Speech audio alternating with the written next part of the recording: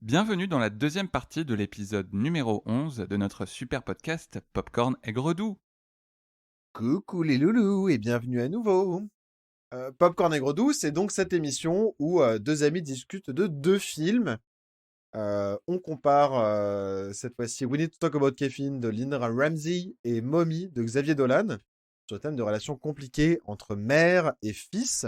Et donc il y a eu la première partie de l'épisode où on faisait tout notre déballage autour de ces films de manière sans divulgacher. Et maintenant, on va se permettre de divulgacher comme des gros porcs. Et donc, si jamais vous n'avez pas vu les films, c'est pas grave, parce qu'on va expliquer ce dont on parle.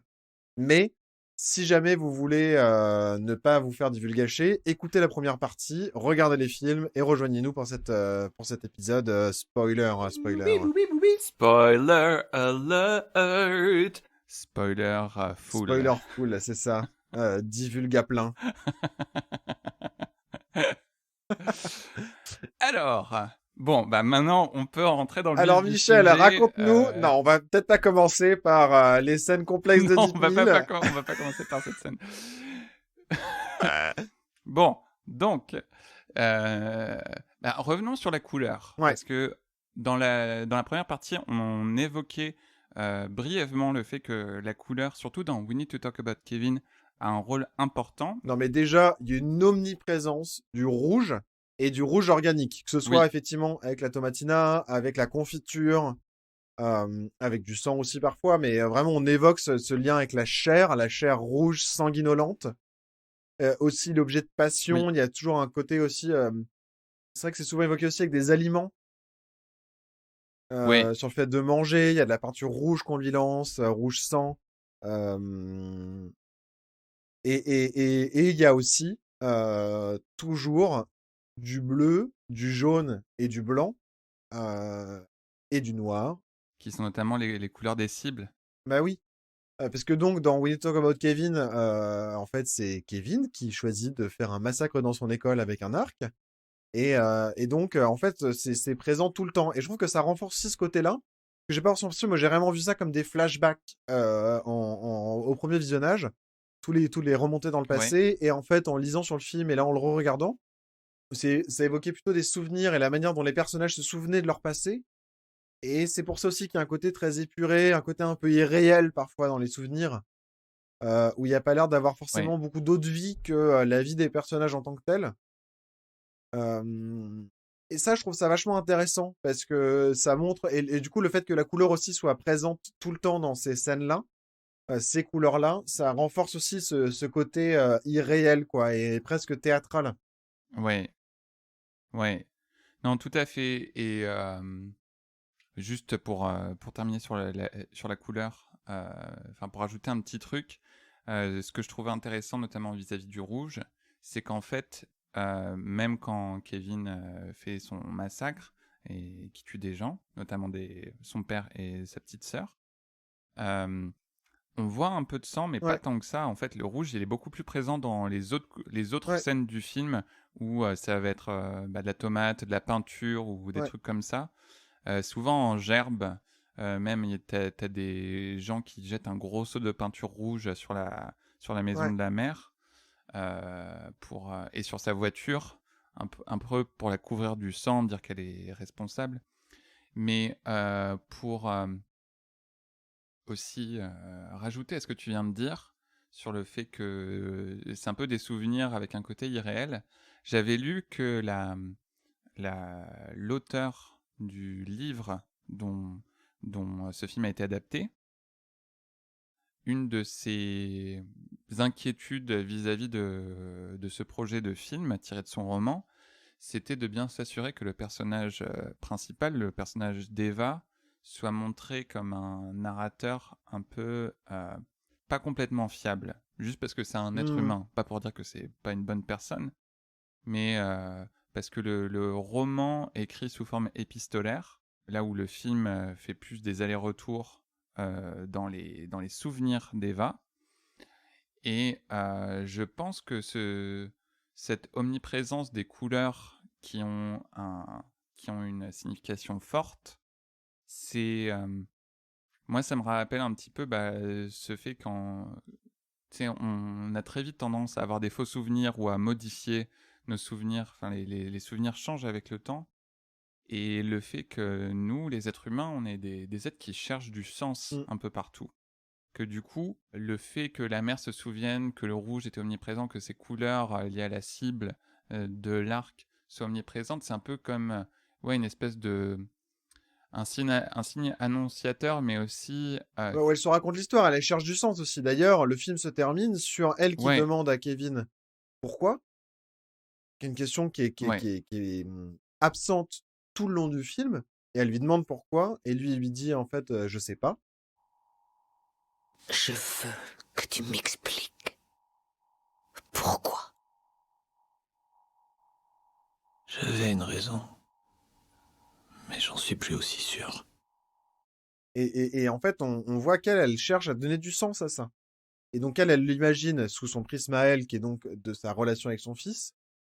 Et justement, quand on est dans le présent, là, on voit que les gens lui font payer parce qu'elle, elle se sent coupable. Et c'est là où euh, on fait porter l'accusation sur le fait que c'est une mauvaise mère et que c'est pour ça que ça crée un enfant dégénéré, un peu, c'est un peu le propos. Et je oui, trouve que le film retourne un peu ça justement en disant c'est ce qu'elle, elle voit parce que c'est ce qu'on lui fait comprendre. Elle, elle culpabilise vachement de ça, alors oui. que quand même, quoi, elle a perdu son mari, elle a perdu son deuxième fille avec qui ça se passait bien. La situation d'ailleurs, elle est aussi changée pour elle. Elle est divorcée et garder la garde de sa fille, pendant que son mari a récupéré la garde de Kevin. Et donc elle a d'une certaine manière se débarrasser de Kevin. Et lui, c'est quand même Kevin, un super manipulateur de la mort. Ah non, mais c'est un psychopathe dès le Ah plus ouais, jeune âge. un psychopathe, un sociopathe, et il la manipule tout le temps. Et elle, en fait, elle s'en veut, quoi, parce que elle est prise, elle, dans une relation enfin, dans des sentiments qui sont plutôt normaux pour une mère, d'aimer son fils. Elle comprend pas pourquoi c'est si compliqué. Et ça met d'ailleurs dans une relation qui est pas très saine entre deux. Et je trouve que la société lui fait payer. Et elle, elle s'en veut parce qu'elle a été construite socialement, quoi. Je trouve que c'est vraiment un film qui est aussi, qui parle du patriarcat. Oui. Alors, j'ai vu une interview de l'auteur, encore une fois, qui disait que, et ça s'applique, je pense, aussi bien au livre qu'au film, qu'à chaque fois qu'elle est face enfin, qu'elle est sur des panels ou à des Q&A avec des Question-réponse. membres de son lectorat, des Question-réponse. quoi? Ah oui, des questions-réponses.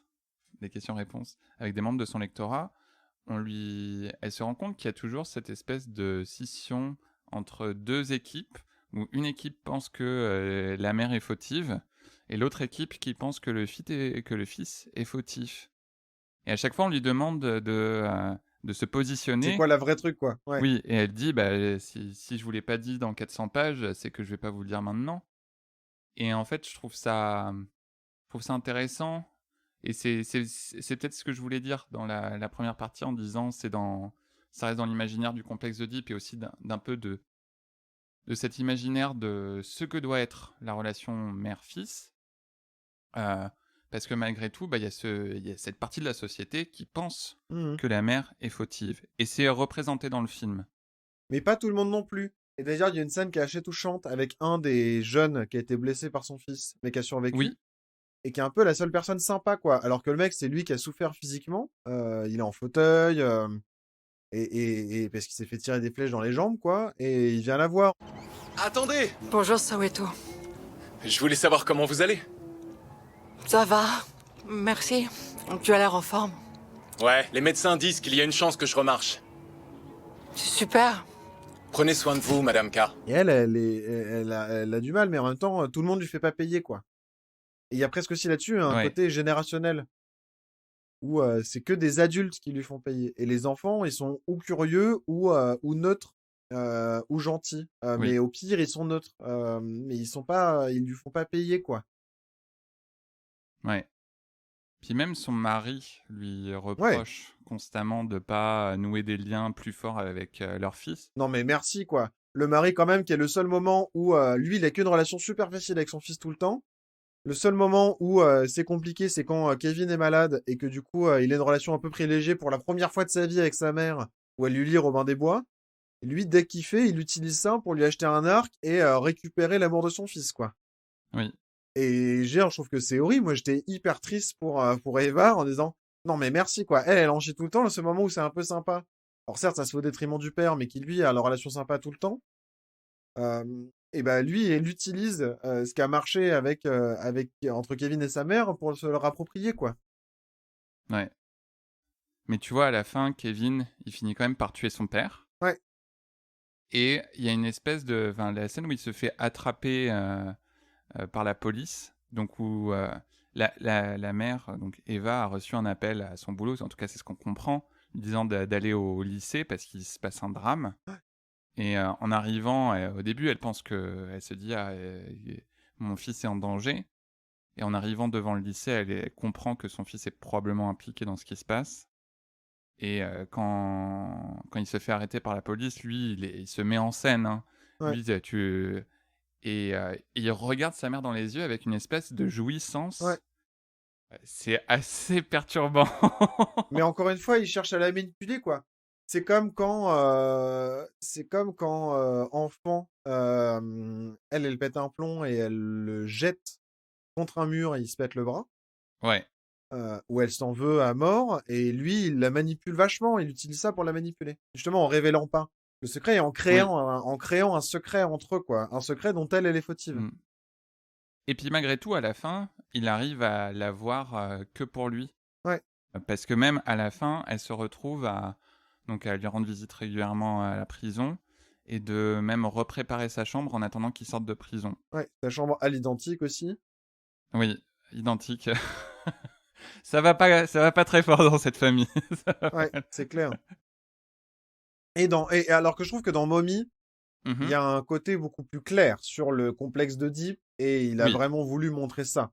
Et il y a même, là, je suis d'accord avec toi, on est dans l'imaginaire du complexe d'Oedipe, c'est caricatural sur la relation mère-fils. Parce que t'as le gamin qui dit ouais, c'est bon, je suis l'homme de la maison et qui embrasse sa mère, Ouais. qui arrête pas d'essayer de lui toucher les seins, tout ça. Ouais. Et d'ailleurs, à chaque fois qu'il a des gestes obscènes ou sexuels, ça n'est qu'avec des femmes beaucoup plus vieilles que lui. Oui. Jamais avec. Il fréquente une fille de son âge, mais avec qui il y a rien ni de sexuel ni d'obscène ou quoi. Et il fait souvent des gestes obscènes envers des femmes plus âgées. Dès qu'il y a un autre homme qui montre de l'intérêt pour sa mère, il est en rivalité totale, il essaie de se débarrasser de cette personne. Ouais. Quitte même à aller contre son propre intérêt à lui. Ah Parce bah, qu'il y a c'est un clair. moment où sa mère date c'est un juge ou un C'est type un qui travaille avocat. dans un tribunal parce qu'il a des problèmes avec la justice, le petit Ouais, et puis il y a des Steve. frais médicaux vraiment importants à payer, et donc il faut refaire procès, quoi, parce que lui, il a brûlé un enfant. Enfin, il a mis feu à une cafétéria qui a brûlé un enfant. Ouais, c'est ça. Et donc, du coup, on lui demande de payer les frais médicaux et indemnisations diverses Mm. pour cet enfant-là. Et donc, elle cherche à repréparer un procès, en fait, pour faire appel et pour que la peine elle soit revue à la baisse.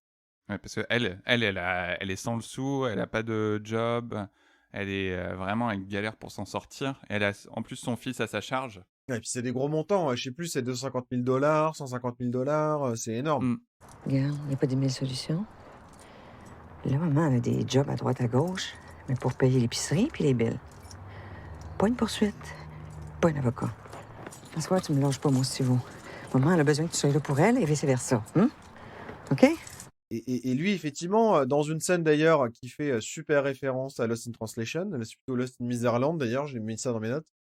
Non, mais la scène du karaoké, il y a franchement des plans, au début de la scène du karaoké, des plans qui sont identiques à Lost in Translation, la scène du karaoké. Ah, j'avais pas pensé à ça. Ah, mais vraiment, et du coup, j'ai été vérifié, et c'est vraiment les mêmes plan pour plan le début. Après, ça Ouais. part et ça vrille dans un truc qui est beaucoup plus triste. C'est vrai mais, qu'au niveau des couleurs, les tons de bleu un peu violet, c'est vrai que ça, maintenant que j'y pense, c'est vrai que ça rappelle, mais c'est intéressant. J'avais pas vu ça. Ouais. Et mais effectivement, lui, il veut sa mère pour lui, quoi. Et d'ailleurs, le film commence sur une loi hypothétique Oui. qui permet de donner son enfant à l'hôpital public. Et donc, on sait comment ça va se finir au moment où le film commence. Oui. Parce que en plus, on nous dit l'histoire de cette famille est liée à cette loi ou un truc comme ça. Je Oui, sais plus exactement oui, la non, phrase, mais mais. c'est ça. Donc, tu sais dès le début que ça va mal se terminer. Et effectivement, au moment où ça arrive, elle, je sais pas, elle s'en débarrasse, je sais pas comment on peut dire ça. Je sais plus ce que je voulais dire du coup, mais. Révolution patriarcale. Je sais plus ce que je voulais dire. Attends, on parlait de Lost in Translation et puis ensuite. Ouais, mais avant ça, Judah Con, c'est l'intérêt. Oui, c'est ça. Moi, ce que je trouve juste étonnant par rapport à ça, c'est que lui, il se doute pas que ça puisse arriver. Oui, Ça. Alors qu'il sait, ce que d'ailleurs, on devine au moment où elle a l'entretien. Enfin, l'entretien. Le rendez-vous galant avec l'avocat où il va lui faire son truc gratos et où lui, il fait en sorte que le mec se barre mm, pour enchaîner défendu. On sait. On découvre que Steve, il est au courant aussi de ce qu'il doit payer, quoi. ouais, Sa mère, elle le tient pas secret. Et donc, je me dis, c'est quand même étonnant que lui, il imagine que ça va. Enfin, après, il est jeune, hein, mais que ça va durer, quoi. Que ça va durer éternellement. ouais. Bah en même temps, il a et Steve, donc ce personnage du fils, qui a des problèmes sévères de comportement et de violence. Je trouve qu'il incarne aussi une espèce de symbole de liberté un peu chaotique. Et d'ailleurs, il y a cette scène que je trouve vachement drôle et en même temps touchante. C'est celle où sa mère et Kayla se baladent à vélo, et lui, il est sur la route avec son caddie, et il fait chier toutes les voitures derrière qui arrêtent pas de le En klaxonner, leur balançant des et il leur fruits et balance tout. des fruits en criant «Liberté!» Ouais. Et tu vois, je me dis, bah, c'est gros, mais en même temps, c'est chouette. Enfin, au moins, il a osé faire cette scène. Mhm. Et du coup, je pense que Steve, bah, dans ce même esprit, il se dit qu'il va toujours s'en sortir parce que de toute façon, il fait Mhm. un peu ce qu'il veut. Je veux dire, la mère, elle n'arrive pas à Oui, le oui, tenir. je suis d'accord.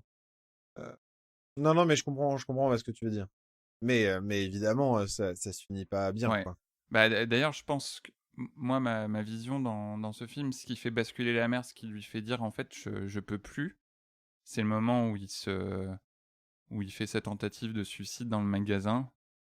Oui, Où là, elle se dit, bah, en fait, j'arrive même plus à. Enfin, elle le dit pas, mais dans son à, regard, à le protéger de voilà. lui, quoi. Voilà, Ouais. déjà, je peux pas me protéger de lui parce que il y a une scène quand même violente où ils se Ah, battent. hyper Elle est violent. vraiment très dure parce que enfin, ça fait très réaliste et Ouais. c'est une scène vraiment qui te prend aux tripes. Et donc déjà, elle n'arrive pas à se protéger elle-même.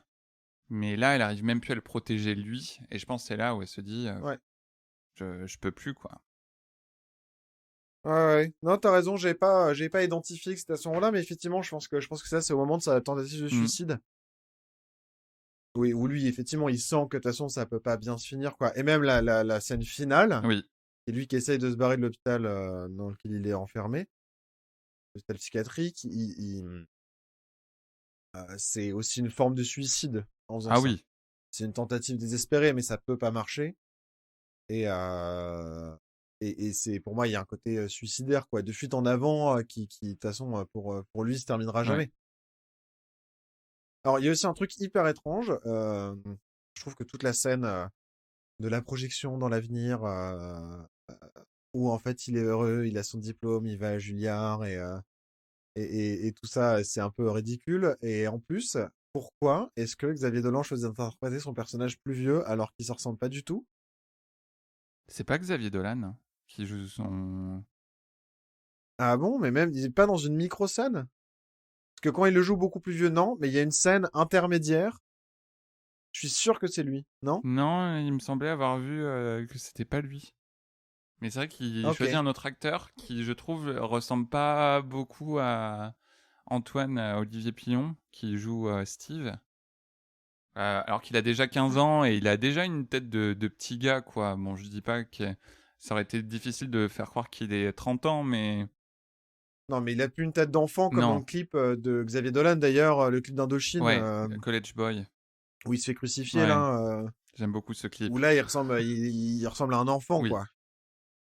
Mais vraiment, je trouve qu'il a une tête où il a vraiment la bonne tête pour avoir à la fois une gueule d'ange et de démon, quoi.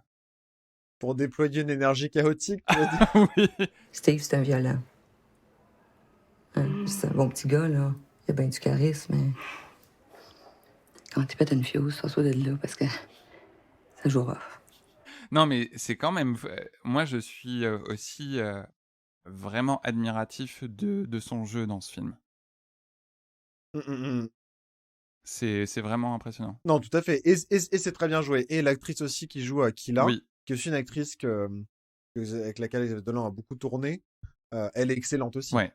Elle joue très bien ce truc aussi de retenue, enfin, c'est très puissant, quoi. Oui. Et elle, pour le coup, elle est beaucoup plus mystérieuse.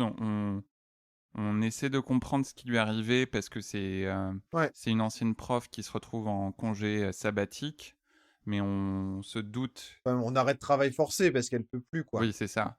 On comprend à demi-mot qu'elle fait une espèce de dépression et Hum, hum. qu'il y a quelque chose qui s'est passé. Moi, ce que je pense comprendre, c'est que son fils est mort. Parce qu'il y a un moment où il se balade chez elle, il Ah. voit des photos d'un petit garçon, et tu vois jamais le petit garçon dans les scènes.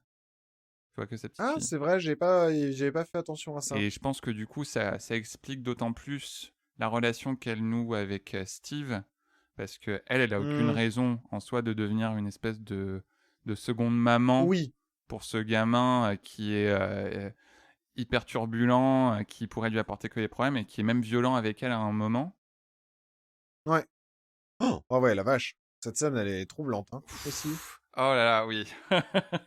Non, non, c'est un film, je vais dire, faut quand même un peu s'accrocher. Il y a beaucoup de choses qui peuvent être dures. Ouais. Et tu vois, il y a ce côté dans Mommy où la cellule familiale qui recrée avec sa mère. Parce qu'aussi, au début du film, il retrouve sa mère. Bon, Louis me fait des grimaces. Au début du film, il retrouve sa mère après avoir été déjà placé en établissement de santé Ouais. pendant un moment. Donc il retrouve sa mère et son père est décédé depuis quelques années. Et Kayla, bah, elle devient la troisième partie de cette cellule familiale où il n'y a pas du Hmm, tout de hmm. relation romantique entre la mère et Kayla, mais c'est vraiment deux bonnes amies, presque deux sœurs, on dirait, qui Ouais. élèvent ce gamin ensemble.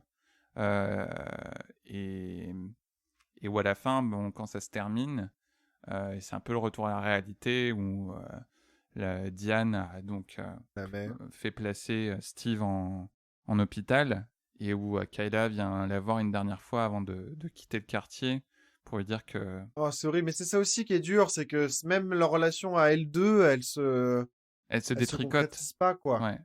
Ouais. Elle se détricote sans Steve et, Ouais. et Kayla, elle finit par lui dire, Puis juste pas abandonner ma famille. où c'est un petit peu un truc à double sens, que Ouais. maintenant que Steve est plus là, elle peut plus abandonner son mari parce qu'elle a quand même un mari et une petite fille Ouais. dont elle s'occupe pas vraiment pendant le film. Et puis elle dit ça, pour le coup, Diane, elle a abandonné son fils, quoi. Ouais, mais en même temps, voilà, c'est un petit peu une accusation vis-à-vis de Diane. Mhm. Et Diane, elle se défend en disant que justement, si elle a remis son fils à l'hôpital, c'est qu'elle a de l'espoir qu'il puisse s'en sortir parce que elle peut pas. Elle se rend, elle admet qu'elle en est pas capable. Ouais. Et en même temps, elle sait aussi que non. Oui, Que c'est pas. mais c'est pas. Tu vois, je trouve que c'est là où il y a de la finesse, c'est que ça parvient à pas devenir accusateur vis-à-vis de Diane, Mhm. là où ça pourrait être très facile de dire en fait c'est une Oui. mère indigne, alors qu'en fait tu vois qu'elle a fait tout ce qu'elle Ouais. pouvait et que c'est Ouais. son dernier geste d'amour, même si elle sait que ça Ouais. peut ça peut avoir aussi des conséquences catastrophiques. Ouais, ouais, carrément. Ouais, et puis la scène de l'abandon, elle est vraiment horrible Aïe, aïe, parce que aïe. elle... D'ailleurs, au moment où elle l'abandonne, elle se dit, mais je veux plus. Enfin, en fait, si c'est pour qu'il souffre, enfin, il y a un truc hyper... tu sens qu'elle est aussi très instable émotionnellement, quoi. Ouais, Et qu'elle est aussi caméléon. Moi, je trouvais que c'était assez fin aussi socialement de montrer une femme qui est pas miséreuse, mais qui est pas du tout dans un rang social élevé, non, et multiplier les différents boulots et de porter aussi du coup des peaux, des tenues différentes. Elle est assez bonne à ça. Elle est assez crédible en femme plutôt femme de ménage pour personnes riches, un peu aisée et propre sur elle. ouais. Elle est crédible avec sa copine du coup super riche qui l'embauche pour faire ça. Sa tenue est complètement improbable quand elle sort avec l'avocat et qu'elle essaie de se faire belle. On dirait un espèce de truc complètement Oui. absurde. Non, mais elle s'habille comme une adolescente, en fait. Tu sais, avec des trucs avec des Ouais, papillons, des, ouais. des jeans avec du strass dessus, alors qu'elle est plutôt à l'approche de la cinquantaine. Mais en même temps, elle reste belle, hein. C'est Non, non, pas... et ça pour sortir, manger un burger dans un fast-food et aller dans un karaoké qui a l'air ultra craignos. En plus, tout le monde a Ouais, l'air trop méchant et c'est vraiment, ouais, mais en même temps, ça montre ça aussi, quoi. Ça montre ces lieux-là qui sont des lieux un peu ordinaires et dans lesquels en fait on essaye aussi de résoudre ses problèmes, quoi. oui, ouais. Et Et tout le monde n'a pas accès au petit resto sympa au canal, sur le canal Saint-Laurent. Non, mais c'est oui, vrai, et je trouve qu'en même temps, ça, on le voit aussi, quoi. Et que c'est aussi des vrais lieux de sortie, et je trouve que le film permet aussi de voir ça. non, non, c'est vrai. C'est vrai. Mais d'ailleurs, Xavier Dolan disait qu'il a tourné ce film dans un quartier où il a grandi. Pour Ouais, aussi rester dans ce côté réaliste, de pas trop et qui tourner en connaît, parodie. quoi. Oui, c'est ça. Ouais, il connaît, il essaie d'ailleurs justement de pas être dans la caricature en faisant ses personnages, et d'être dans des choses, justement, qui lui évoquaient des souvenirs de ses potes ados, même si c'est un peu un enfant de la balle, mais Oui.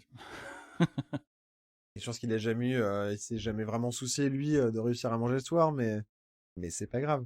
Heureusement d'ailleurs, enfin, je veux dire, c'est Oui, plutôt oui, oui, agréable. tant mieux.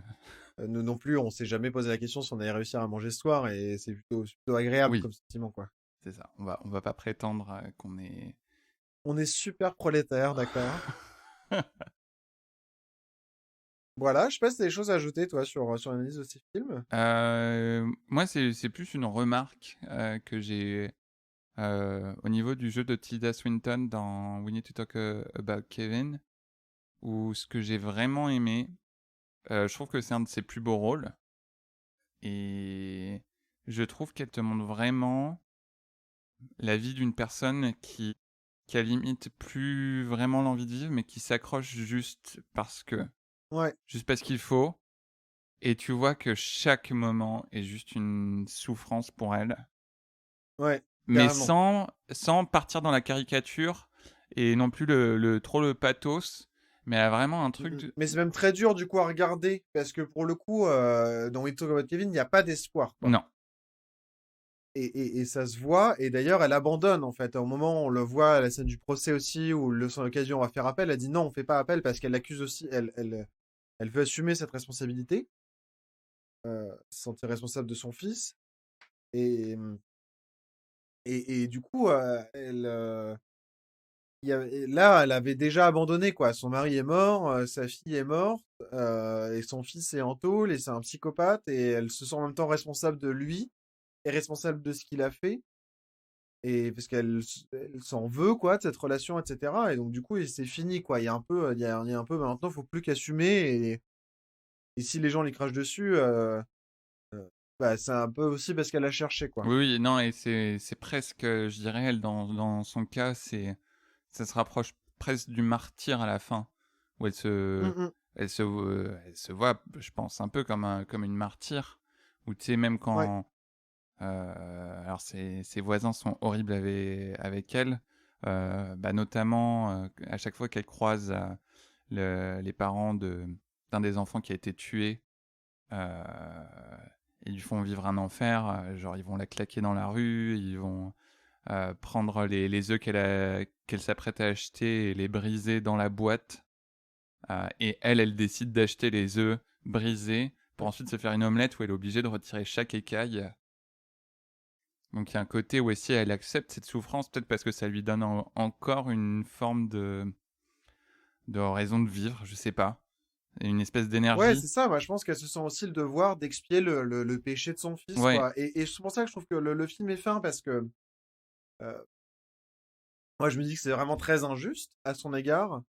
Et en même temps, elle l'accepte, parce qu'en fait, elle est pas responsable même si non. ça reste la mère de son fils, mais elle est pas responsable de ce que lui fait. En tout cas, c'est aussi comme ça que le système est pensé, quoi, je sais pas, de justice, etc. C'est pas elle qui est en tôle, quoi, c'est lui, Oui, même s'il est mineur. Et pourtant, elle assume ça, quoi. Et je me dis, elle a quand même aussi, enfin, elle a aussi perdu son mari et sa fille, quoi. non, puis son seul espoir là, c'est que son fils sorte de tôle pour ensuite se retrouver avec lui, mais donc se retrouver avec l'assassin de son mari et de sa fille. Ouais, Et quand même, son enfant qui lui a fait vivre un enfer depuis le début, même si elle, tu vois elle est pas du tout à l'aise dans son rôle de mère. Dès le début, elle n'arrive pas à connecter avec ouais. l'enfant, elle a du mal avec tout ça. Mais je suis d'accord avec toi, c'est pas elle qui est responsable. Je me mets dans l'équipe des gens qui pensent qu'elle n'est pas responsable. Mais tu vois, et c'est là où le complexe d'Oedipe et la façon dont c'est utilisé à tort et à travers me gêne. C'est, je trouve, que c'est très souvent orienté de telle façon qu'on va culpabiliser la mère. Mais c'est pour moi là aussi une mauvaise lecture du complexe d'Oedipe, parce que le complexe d'Oedipe, même s'il y a un lien aussi du côté de la mère, l'Oedipe, il est surtout tourné dans la conscience psychique de l'enfant. Oui, mais Même si ça évoque des choses dans la conscience psychique des parents, c'est l'enfant qui est en conscience psychique à ce moment-là, et c'est lui qui vit le complexe d'Oedipe, quoi. oui, mais c'est souvent on va reprocher par exemple aux mères d'être trop proches de leur fils, Hmm. d'être castratrices, d'être ceci ou cela, et de dire que c'est pas bon pour l'enfant, que ça va en faire un enfant pas équilibré. Et moi, j'ai juste envie qu'on laisse les mères tranquilles. Michel, on sait très bien que tu aimes faire des câlins à ta mère, c'est pas grave. Mais qu'est-ce que tu sous-entends? Mais oui, j'aime faire des câlins à ma mère, et c'est sain. C'est sain de montrer de Tout à l'amour. fait. Oui, oui. Mais non, je t'embête. Moi aussi, j'aime bien faire des câlins à ma mère. Tiens, bon, on n'a pas trop parlé d'anecdotes à nous. Est-ce que tu peux parler d'un moment où tout a basculé pour toi?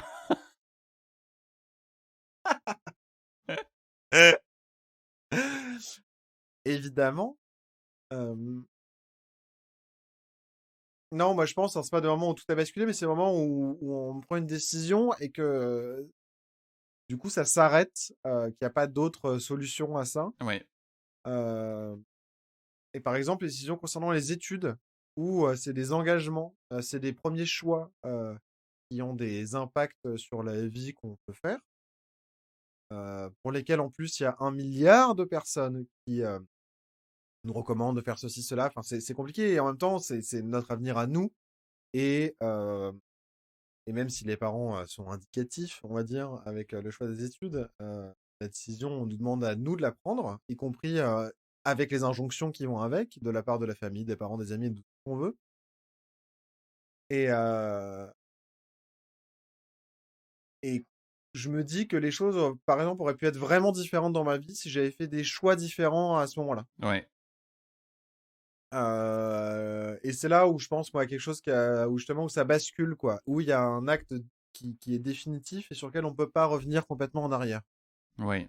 Non, c'est dessus. vrai que les études, et je pense, même si plus tard dans ta vie, t'as le droit de reprendre des études et de changer complètement Mmh. de Et de carrière. changer. Moi, je suis en train de complètement changer de Oui, carrière, etc. Pour autant, bah, je suis pas dans la même situation que quand j'avais 17 ans, quoi. oui, oui, oui. Non, non, je suis d'accord. Et c'est normal. Et il y a quand même quelque chose d'un peu définitif qui se pose. Ouais. Voilà. Euh, moi, Et toi? dans un truc similaire où une décision a entraîné des conséquences où après on peut plus revenir en arrière, c'est le moment où j'ai décidé d'immigrer au Canada. Et j'en Hmm. subis encore les conséquences aujourd'hui. Et Bah là, t'es en train de parfaire ton immigration au oui, Canada. non, et c'est un choix, C'est la et c'est un dernière choix étape. que je maintiens, et c'est pas du tout un choix que je regrette. Mais c'est ce genre de choix qui a fait que du coup je suis passé d'une expérience d'1 an au Canada à une expérience où je... Qu'est-ce que tu fais avec ton téléphone? Je nous prends en photo pour faire un post ce soir, Ok, figure-toi, en story. très bien. Euh, Oui, c'est juste que je suis passé d'une expérience où j'étais parti juste pour 1 an au Canada à tout à coup j'ai déménagé ici pour plusieurs années, et où maintenant ça fait partie de mon identité, mais ça aussi restreint euh, mes choix de vie. Et là, tu vois, j'ai dû rentrer au Canada en urgence pour continuer mes démarches d'immigration. Et donc, ouais, c'est un petit peu un choix qui a tout fait basculer. Mais pour une bonne raison, je suis content de ce choix. Mm. Je suis content d'essayer de devenir canadien. C'est bien. Est-ce que tu as une anecdote marrante d'un d'un moment entre toi et ta mère? D'un moment oedipien entre moi et ma Non, mère. ça n'a pas besoin d'être oedipien. Non, je sais pas forcément. Non, après, j'ai quand même constaté des constructions, euh, des manières d'agir, que ce soit d'ailleurs avec ma mère ou avec d'autres personnes. Euh, Moi, dont un fond était très clairement la relation d'amour complexe qui peut être nouée entre une mère et un Ouais, fils, et qui fait faire des gestes, des actions, vivre des émotions et, et, et poser des comportements où pour moi c'était quand même très directement lié. ouais. Et je sais pas si je peux en penser à un en particulier, mais si, moi j'ai des gens qui m'ont déjà beaucoup demandé «Et ah bon, et le complexe d'Oedipe, ça marche comment?» et cetera.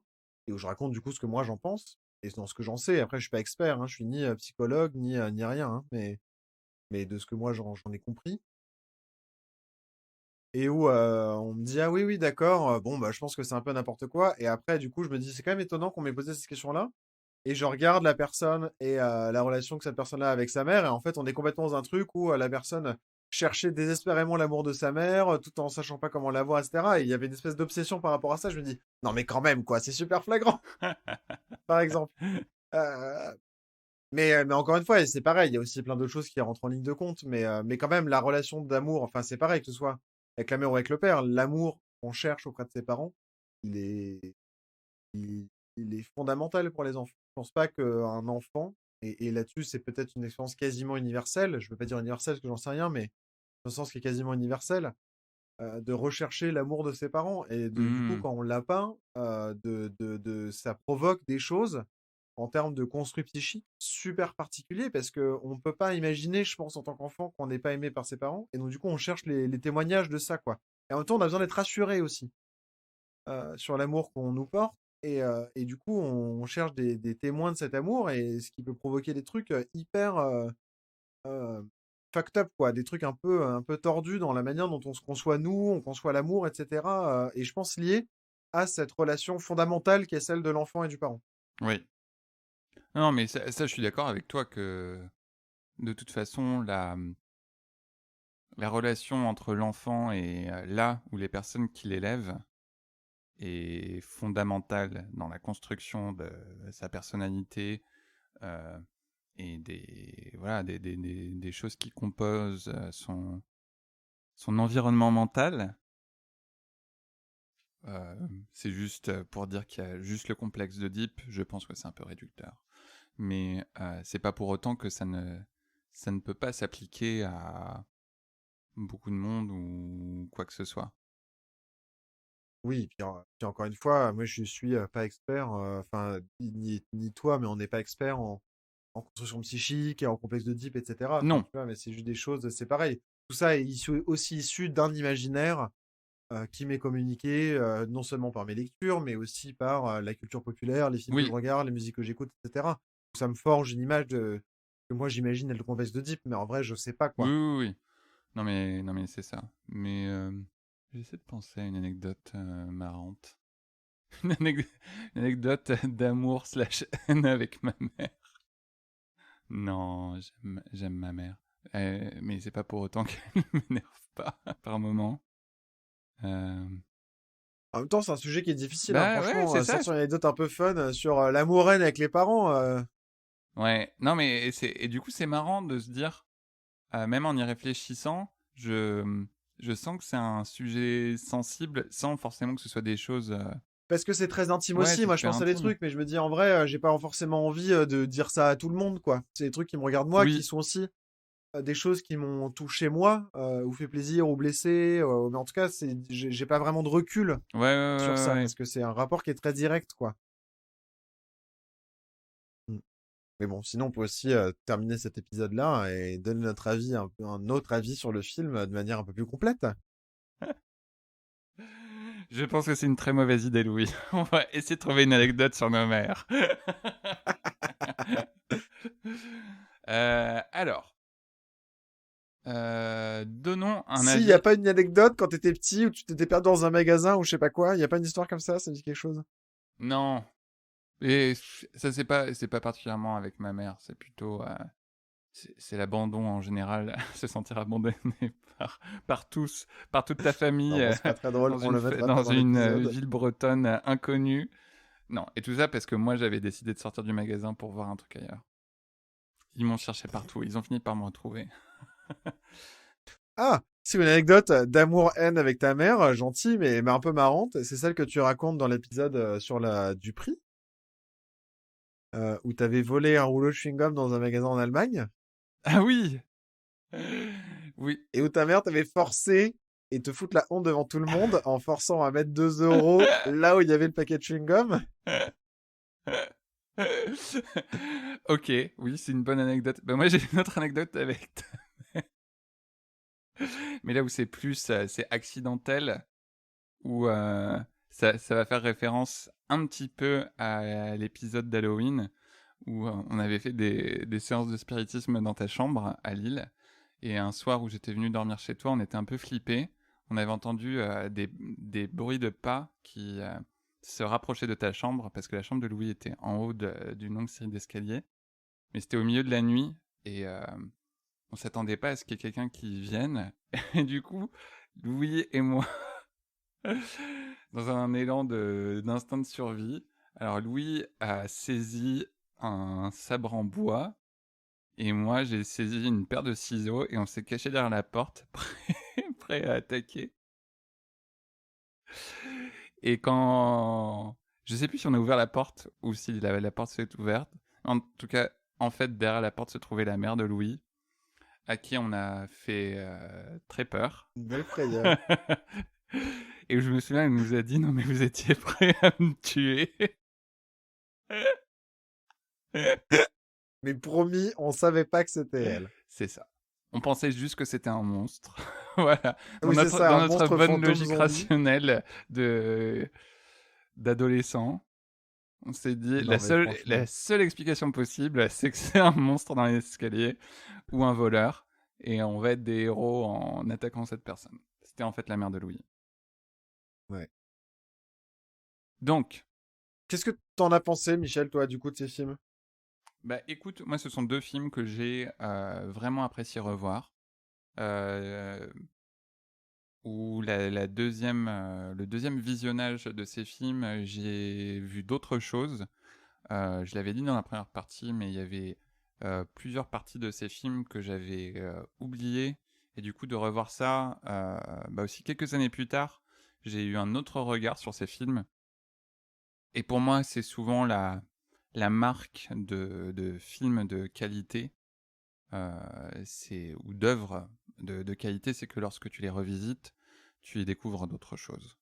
Donc, je les recommande à quiconque, et pas décourager à l'idée de regarder un film de 2 heures sur un gamin serial killer. Ouais, non, mais c'est ça. Moi, je suis hyper content, mais c'est vrai que c'est quand même difficile. C'est des films qui sont difficiles à voir et qui nécessitent d'être dans un bon état d'esprit Ouais, pour les regarder, quoi. ouais, Et là, en les revoyant en plus coup sur coup, alors moi, j'ai fait dans un sens plus agréable que le tien. Parce que j'ai commencé par We Need to Talk About Caffeine avant de regarder Mommy. oui, Et Mommy est quand même un côté plus léger. oui. We Need to Talk About Kevin qui tient vraiment en plus une tension sur un temps long. Même s'il y a quelques moments amusants, je dirais, dans... Oui, mais la tension, elle est Mais quand oui, même mais la tension, elle est omniprésente, alors que omniprésente. dans Mommy, il n'y a pas ce jeu sur la tension. Non. Il est moins, il est pas, c'est à d'autres endroits que ça se joue, quoi. Ouais, Et, et du coup, ouais, je trouve que ça a un sens un peu plus sympa, mais c'est vrai que les regarder coup sur coup, la vache, faut tenir le coup, quoi. Hein. ouais. Je sais pas ce qui nous a pris de vouloir regarder 2 films comme ça. Mais parce que c'est aussi des films vraiment de qualité Ouais. qui nous ont marqués, et je pense que c'est pour ça qu'on voulait en parler. Et d'ailleurs, on a raconté plein de trucs dessus, quoi. Non, tout à fait. Euh, Mais tu vois, je pense aussi parce que c'est un thème qui est vachement présent mhm. dans la culture populaire et de toute façon, voilà, les rapports dysfonctionnels aux parents, euh, je pense qu'on a tous quelque chose à dire dessus. C'est humain. Oui. Et du coup, si on devait conseiller un film, toi, tu parlais de Psychose tout à l'heure. Est-ce qu'il y a un autre film auquel tu penses qui rejoint cette thématique-là? Alors oui, je me suis dit que c'était marrant que j'y avais pas pensé avant. Alors là, c'est plus sur une relation mère-fille, mais c'est Créature céleste de Peter Jackson, qui est Hmm. un de ses premiers films, vraiment que je recommande très fortement, avec Kate Winslet, je pense aussi, dont c'était le premier film, sur deux jeunes filles qui ont une relation très fusionnelle et même et qui évoluent en relation romantique, et le rapport très difficile qu'a l'une d'elles avec sa mère. Et ça se termine pas très bien, mais c'est un très beau film. Ok, super. Voilà. Et c'est vraiment très différent de ce que Peter Jackson a fait par la suite. Moi, ça me fait penser dans un autre registre, mais à deux films Disney ou Disney Pixar, Mhm. que sont Rebelle. Ah oui, Rebelle, c'est vrai que c'est un beau film sur la relation mère-fille. Le fait aussi d'apprendre à se séparer de sa mère, de ses parents, de se trouver sa propre identité, quitte à se poser en affrontement contre, Mm. et de la place du genre aussi, etc. Et La Reine des Neiges. Euh, Oui, où on voit comment est-ce que deux personnes peuvent gérer la mort de parents et l'attente de société par rapport aussi à la recherche d'amour. Comment est-ce qu'on gère ça? oui, Et où du coup, c'est quand même deux sœurs orphelines, princesses, et il y en a une plus grande que l'autre et qui est vraiment seule, quoi. Alors que l'autre, elle bénéficie déjà de l'amour de sa grande sœur, et puis il y a son caractère est plus compatible avec les attentes d'une princesse, je sais pas si on peut dire ça. Et l'autre a plus de mal, quoi, et elle est vraiment seule, et elle a un cœur de glace. Et non, mais en tout cas, je pense que c'est des films aussi qui évoquent ces relations-là, et d'une manière encore différente, oui.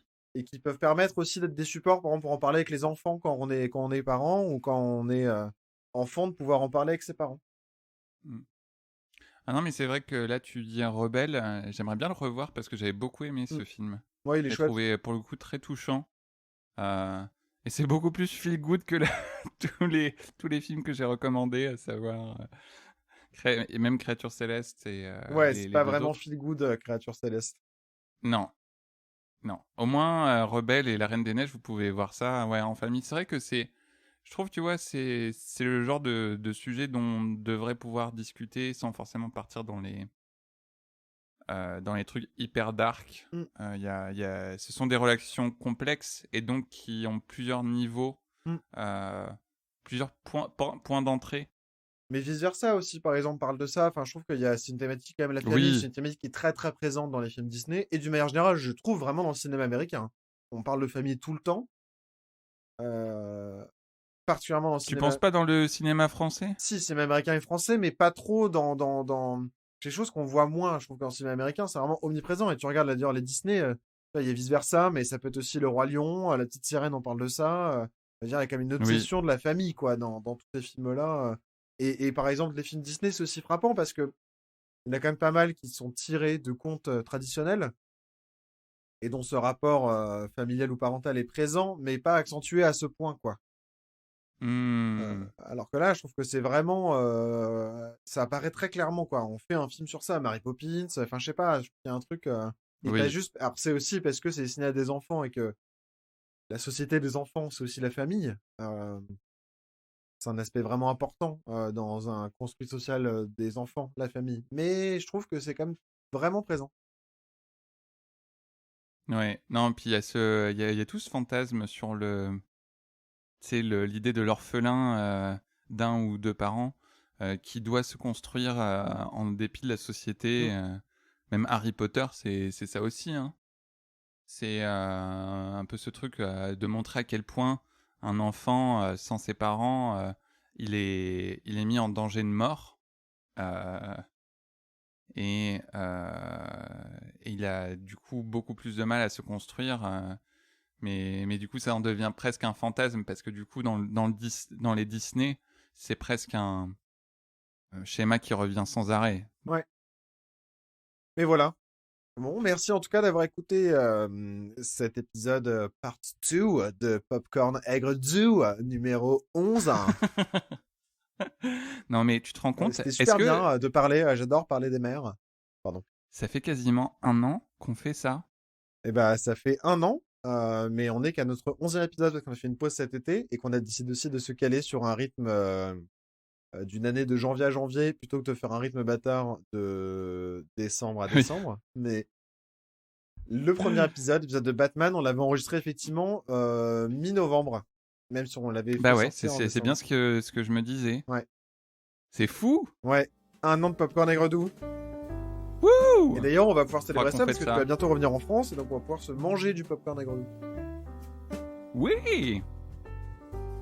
Puis on aura plein de belles annonces à faire Yes. pour les Donc stay prochaines tuned. saisons Oui, Les stay enfants. tuned, hein. Restez à l'écoute, hein, avec un petit clin d'œil. En tout cas, on fait des bisous et puis bon, rendez-vous le mois prochain. Hein. Oui, et n'hésitez surtout, donnez-nous 5 étoiles et envoyez-nous des Oui, commentaires. 20 et étoiles, des suivez-nous sur idées. Facebook, sur Instagram. On est présent, on adore parler avec vous, donc n'hésitez pas à le faire. Voilà, bisous, bisous. Allez, bisous. Au revoir. Au revoir. Je peux dire bonne écoute aussi. Bonne écoute